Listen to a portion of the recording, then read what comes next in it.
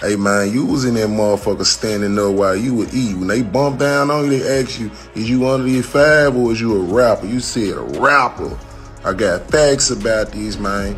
Hey man, I'm on your ass, man. You know what I'm talking about, man? Pooh Shiesty is running headfirst into a wake-up call that has his entire fanbase rethinking everything they believed about him, because behind the tough lyrics and ruthless image he sold, there are allegations that he was being treated like a complete joke by seasoned OGs behind prison walls, and the reality of what supposedly happened during his bid is far more humiliating than most people ever expected, which is why this story is blowing up right now as we dig into the prison politics that have stirred conversations across the Memphis rap scene. Keeping it honest, social media has been flooded with talk about how Pooh Shiesty was really moving while locked up, and an OG who reportedly did time alongside him stepped forward to expose exactly what kind of energy the rapper was on. So the goal here is to separate truth from rumors and lay out what allegedly went down when this so-called street menace got behind bars. Because for years, Pooh Shiesty built his career on the image of being an untouchable South Memphis gangster, rapping about bodies, shootouts, and running the streets without fear, earning fans who believed he truly lived what he spoke. But according to this,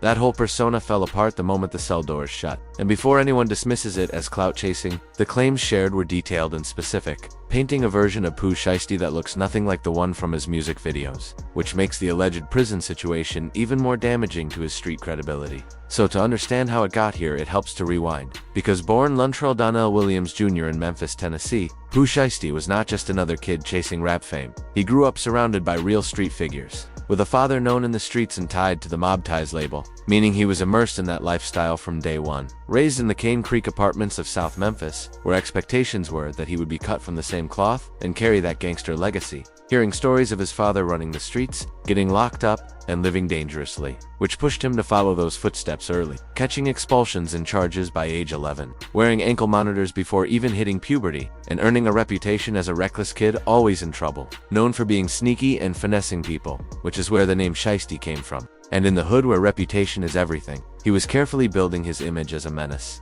He linked up with his childhood homie Big 30, along with a few other young dudes from the area, and together they formed what would later become one of the most notorious crews in Memphis, known as Choppa Gang. And to really understand this, you have to know Choppa Gang was never just a rap group or kids claiming a set for attention. It was a hybrid crew made up of members from multiple major sets across South Memphis and Whitehaven. Real street dudes who were getting money however they could. And the name Choppa Gang came straight from their reputation of always being armed with heavy weapons like choppers, AKs, Dracos, and other serious firepower, with a reputation for hitting licks, robbing rival crews, and moving recklessly throughout the city, with members like Big 30, Little Hank, and Antwop who were all respected in the streets. But what made it different was that they were smart enough to turn that street reputation into a music movement, with Big 30 getting signed first to Moneybagg Yo's label, which opened the door for the rest of the crew once his music started buzzing, and Pooh Shiesty began dropping songs non-stop. His raw and aggressive delivery catching the attention of Gucci Mane, who saw the same fearless street energy in him that he once had himself, leading Gucci to sign Pooh Shiesty to 1017 Records under Atlantic and giving him a major label deal that helped put Memphis on the map in a new way. While the streets continued talking about Choppa Gang, allegedly having bodies on their name and being connected to multiple shootings and robberies across the city, with Pooh Shiesty having beef with other Memphis rappers like Big Boogie and his cousin Big Scare, locked in a brutal war with a crew called Double R, making the entire movement built on violence, street credibility, and raw Memphis energy. And when Pooh Shiesty dropped Back in Blood with Lil Durk, it became an instant anthem because he was rapping about real events, real robberies, and real street beef with a rival gang known as EB, pushing the song to #1 on Billboard with over 50 million views in a month, solidifying his image as a fearless gangster at the peak of his career. But that is where the story moves past music and reputation, because all that reckless behavior eventually caught up with him, and everything came crashing down after an incident in Miami where he allegedly robbed multiple people in a parking lot during a drug deal gone wrong. Shots were fired, people were injured, and Pooh Shiesty and his crew reportedly fled the scene in a green McLaren, with the wildest part being that it all happened right across the street from a police department. Now, in just one station, surveillance cameras showing a new view of a violent shootout in a parking lot of a South Florida apartment building. The barrage of bullets sending 2 people to the hospital, and it lands a rapper in jail. 7 Sheldon Fox. When federal authorities finally caught up to him, Pooh Shiesty was slammed with multiple serious charges that immediately put his freedom and his career in real danger. Conspiracy, and it lands a rapper robbery, in jail. and Seven firearms Sheldon charges Fox were stacked with the against him. exclusive. Charges Rhode serious Island enough says to you're wanted. potentially put him away for decades. And this was not Mr. some Williams, local you were case he could walk away from with a sharp pursuant to an lawyer. arrest This was federal time, and everyone knows the feds do not play. So in the end, Pooh Shiesty took a plea deal and was sentenced to 5 years in federal prison, which crushed his fan base because many were still hoping he would beat the case or at least get a lighter sentence. But reality hit hard when they realized their favorite rapper, the guy they viewed as an untouchable street figure, was about to spend the prime years of his career locked up. And for anyone who does not really understand prison politics, especially in federal facilities, there is a strict hierarchy and unspoken code that inmates have to follow.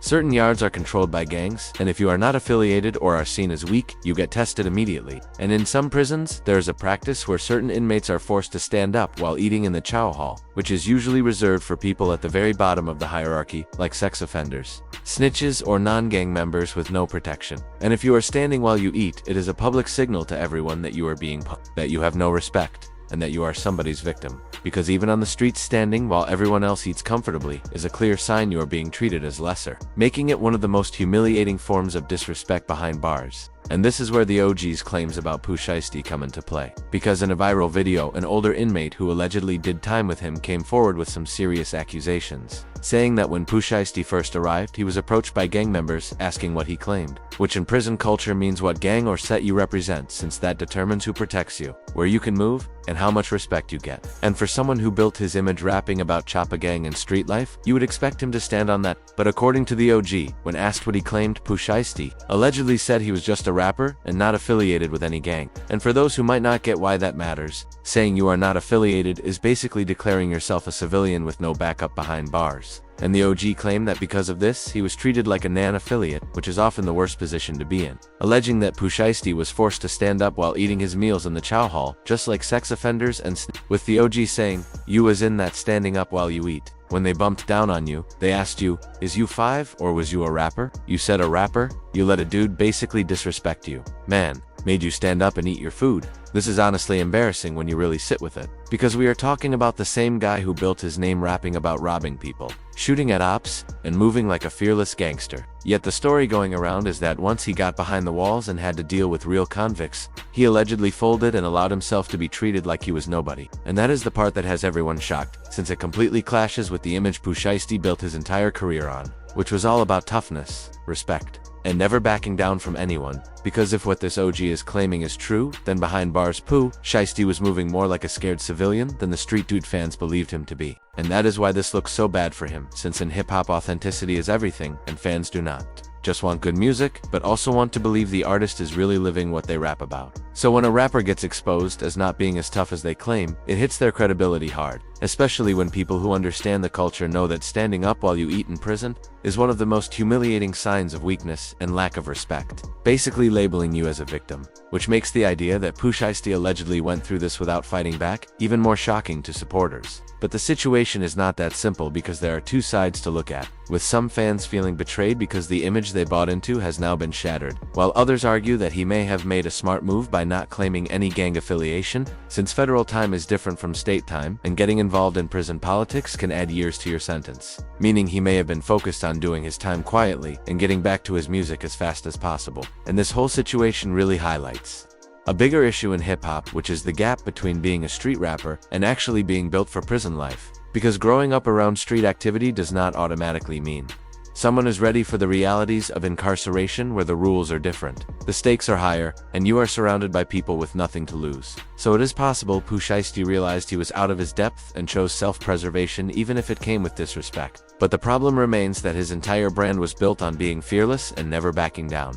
So when allegations surface that he was getting punked, it creates a serious credibility crisis, especially since this is not the first time. We have seen rappers who talk tough end up checking in or seeking protection once locked up, with the difference here being that this situation became public, and now fans are split on whether this should change how they view his music, with some saying they only care about the songs and others feeling like they were sold a lie. And at the end of the day, this is bigger than prison rumors because it shows the risk of building an image you may not be able to live up to in every environment, especially when that image demands you be a certain way at all times, even when you are locked up and surrounded by real killers and hardened gang members. The culture has always cared about authenticity, but at the same time we have to admit that prison is built to break people mentally and physically. So it is possible Pooh Shiesty made a calculated decision to stay out of gang politics and do his time as peacefully as possible. Or it could be that the pressure exposed him and showed he was not as tough as his music makes him sound. And now the real conversation is about what happens when he comes home. Whether his fans will still rock with him, knowing these allegations are floating around,